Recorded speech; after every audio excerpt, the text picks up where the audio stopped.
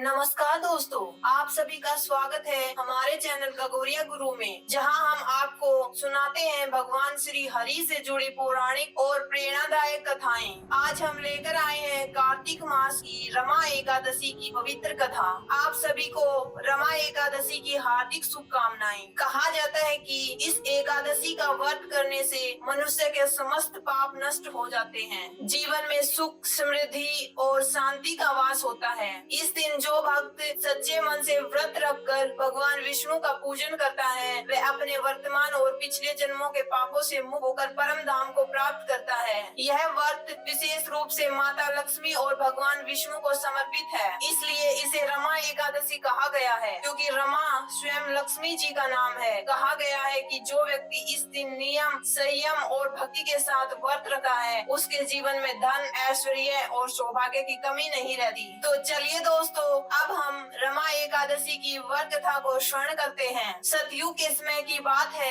धर्मराज युधिष्ठिर ने भगवान श्री कृष्ण से कहा, हे भगवान, कार्तिक कृष्ण एकादशी का नाम क्या है, इसे करने की क्या विधि है और इसको करने से क्या फल मिलता है, आप मुझे विस्तार पूर्वक बताइए। भगवान श्री कृष्ण बोले, कार्तिक कृष्ण पक्ष की एकादशी का नाम रमा है। यह बड़े से बड़े पापों का नाश करने वाली है। एक समय की बात है, प्राचीन काल में मुकुंद चंद नाम का एक राजा रहता था। उसकी इंद्र के साथ मित्रता थी। साथ ही यम, कुबेर, वरुण और विभीषण भी उसके मित्र थे। वह राजा बहुत ही धर्मात्मा, विष्णु भक्त और न्याय के साथ राज करने वाला था। इस राजा की एक कन्या भी थी, जिसका नाम चंद्रभागा था। उस कन्या का विवाह चंद्रसेन के पुत्र शोभन के साथ हुआ था। एक समय शोभन ससुराल आया हुआ था। उन्हीं दिनों पुण्यदायी रमा एकादशी आने वाली थी। व्रत के पूर्व दिन यानी दसवीं के दिन राजा ने ढोल बजाकर सारे राज्य में घोषणा करवा दी कि एकादशी को कोई भी भोजन नहीं करेगा।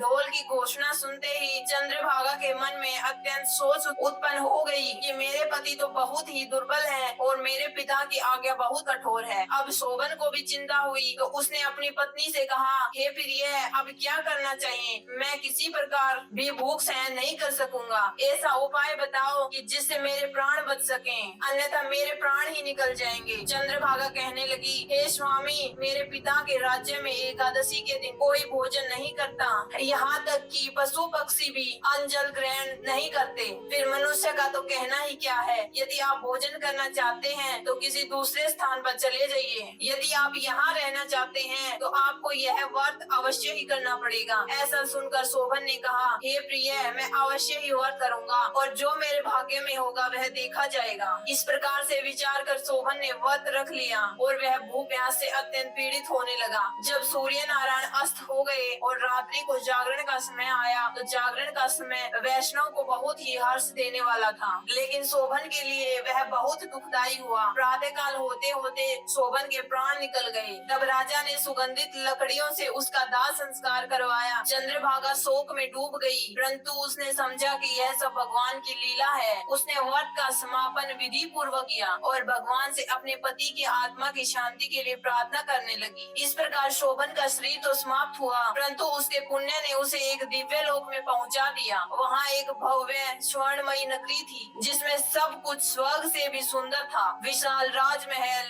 रत्नों से जड़े महाद्वार, चमचमाते सोने के सिंहासन, चारों ओर मधुर संगीत गूंज रहा था। शोभन ने देखा कि वह इस दिव्य राज्य का राजा बन गया है। उसे यह सब रमा एकादशी के व्रत का ही फल प्राप्त हुआ था। एक समय मुकुंद चंद नगर में रहने वाले एक सोम शर्मा नाम के ब्राह्मण तीर्थ यात्रा करते हुए घूमते फिरते उधर जा निकले और उसने शोभन को पहचान लिया कि यह तो राजा का जमाई शोभन है और वह उसके निकट गया। शोभन ने भी उसे पहचान लिया और अपने आसन से उठकर उसके पास आए और प्रणाम करके उसके कुशल होने का प्रश्न किया। ब्राह्मण ने भी, राजा मुकुंद चंद और आपकी पत्नी कुशल है, नगर में भी सभी कुशल मंगल है, परंतु हे राजन, हमें आश्चर्य हो रहा है आपको यहाँ देखकर। आप अपना वृतांत कहिए कि ऐसा सुंदर नगर जो किसी ने कभी ना देखा हो, ना सुना हो, यह आपको कैसे प्राप्त हुआ? तब शोभन ने बताया कि कार्तिक कृष्ण की रमा एकादशी का व्रत करने से मुझे नगर प्राप्त हुआ, परंतु यह अस्थिर है, यह स्थिर हो जाए ऐसा उपाय कीजिए। ब्राह्मण कहने लगे,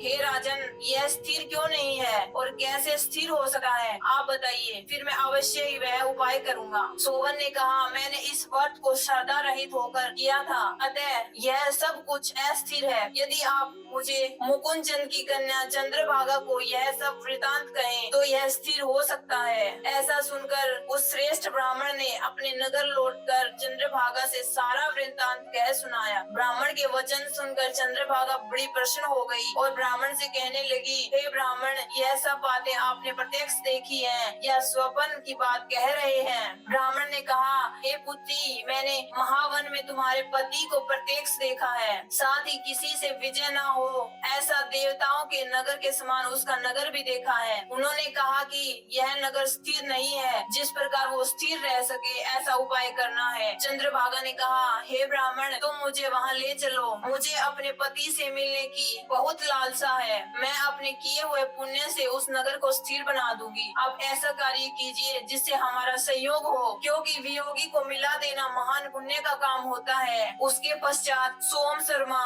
ब्राह्मण चंद्रभागा को सोवन के राज्य में लेकर जाते हैं। राजभवन तक पहुंचने से पहले सोम शर्मा और चंद्रभागा मद्रांचल पर्वत की तलहटी में रुकते हैं, जहां ऋषि वामदेव का आश्रम था। चंद्रभागा की जीवन कथा सुनकर ऋषि वामदेव ने वेदों से मंत्रों का उच्चारण किया। उच्चारण करके चंद्रभागा को स्नान आदि कराया गया तो अब चंद्रभागा का शरीर दिव्य हो गया और वह दिव्य गति को प्राप्त हुई। इसके बाद बड़ी प्रसन्नता के साथ वो अपने पति के निकट गई। अपनी प्रिय पत्नी को आता देखकर सोवन बहुत प्रसन्न हुआ और उसे बुलाकर सिंहासन पर अपनी बाईं तरफ बिठा लिया। चंद्रभागा कहने लगी, हे प्राणनाथ, आप मेरे पुण्य को ग्रहण कीजिए। अपने पिता के घर जब मैं 8 वर्ष की थी तब से ही विधि पूर्वक एकादशी के व्रत को श्रद्धा पूर्वक करती आ रही हूँ। इस पुण्य के प्रताप से आपका यह नगर स्थिर हो जाएगा और समस्त कर्मों से युक्त होकर प्रलय के अंत तक यहाँ रहेगा। इस प्रकार चंद्रभागा दिव्य आभूषणों और वस्त्रों से सुशोभित होकर अपने पति के साथ वह आनंद पूर्वक रहने लगी। श्री कृष्ण बोले, यह मैंने रमा एकादशी का महत्व कहा है। जो मनुष्य इस व्रत को करते हैं उनके समस्त पाप नष्ट हो जाते हैं। कृष्ण पक्ष तथा शुक्ल पक्ष में आने वाली दोनों एकादशी का श्रद्धा और निष्ठा पूर्वक पालन करना चाहिए। व्यक्ति को इन दोनों एकादशी में कोई भेद नहीं करना चाहिए। जिस प्रकार काली गाय और सफेद गाय दोनों एक समान दूध प्रदान करती हैं, उसी प्रकार मास में आने वाली दोनों एकादशी समान रूप से पुण्य फलदायी होती है, जीवन में उन्नति कराने वाली होती है। इसके साथ ही जो भी व्यक्ति रमा एकादशी की इस कथा का श्रवण या पढ़ता है वह समस्त पापों से मुक्त हो जाता है और जीवन के अंत में विष्णु लोक को प्राप्त करता है। इसलिए व्यक्ति को अत्यंत पुण्य फल प्रदान करने वाली और आध्यात्मिक जीवन में प्रगति के पथ पर उन्मुख करने वाली इस एकादशी का अवश्य पालन करना चाहिए। रमा एकादशी के दिन उपवास और भगवान विष्णु की आराधना के साथ उनके पवित्र नाम हरे कृष्णा कृष्णा कृष्णा हरे हरे, हरे राम राम राम हरे हरे इस महामंत्र का अधिक से अधिक मात्रा में जाप करना चाहिए। इस कथा से यह स्पष्ट होता है कि रमा एकादशी का व्रत न केवल पापों को मिटाता है बल्कि आत्मा को मोक्ष की ओर ले जाता है और भगवान विष्णु की आराधना करता है उसे न केवल सांसारिक सुख मिलते हैं बल्कि वह जन्म मरण के चक्र से मुक्त होकर ब्रह्म धाम को प्राप्त करता है। तो चलिए दोस्तों, अब हम जानते हैं रमा एकादशी व्रत की विधि। एक दिन पूर्व यानी 10वीं तिथि से ही सात्विक आहार को ग्रहण करें, क्रोध, छल और अहंकार से दूर रहें। एकादशी के दिन प्रातः स्नान कर पीले वस्त्र धारण करें, व्रत का संकल्प लें और श्री हरि विष्णु की प्रतिमा